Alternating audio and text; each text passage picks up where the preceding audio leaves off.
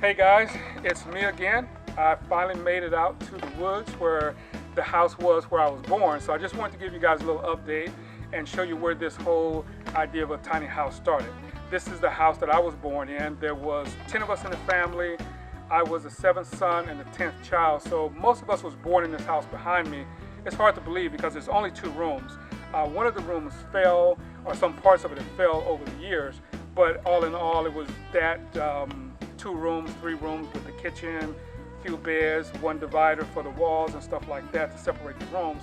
But this was it. This is where I was born, and a lot of other people of that time was born just like this. Some houses a little better, some may have been a little worse, but it wasn't like we stood out because everybody around here was like that back in the 60s when I was born.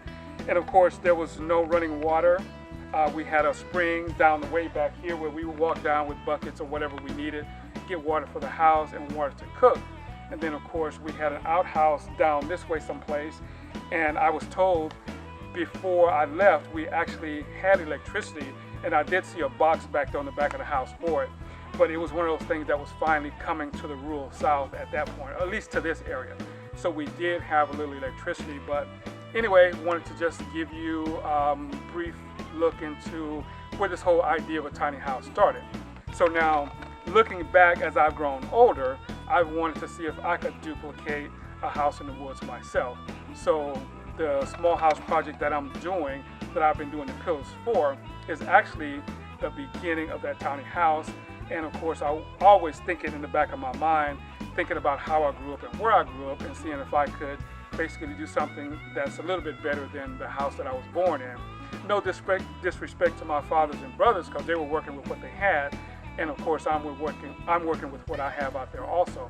So I think I've gotten a little bit more building experience now than probably they had, and technology is a little different. So I think maybe I could do a tad bit better house. I mean, we'll see if it holds up as long as this house, because I'm actually 56 right now, and to think that most of my brothers were born in this house and they're all older than me. This house has been around for a long time and it's still standing.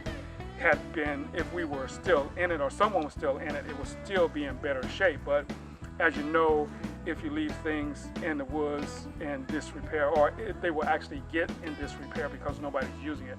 So thank you for stopping by. And yeah, you're probably wondering why I'm carrying a scatter gun, but my thought is anytime you're in the woods, especially out here when I haven't been out here for a long time, I wanted to make sure if there was any snakes or anything around that I would have something to deal with them instead of getting bit and all that other good stuff.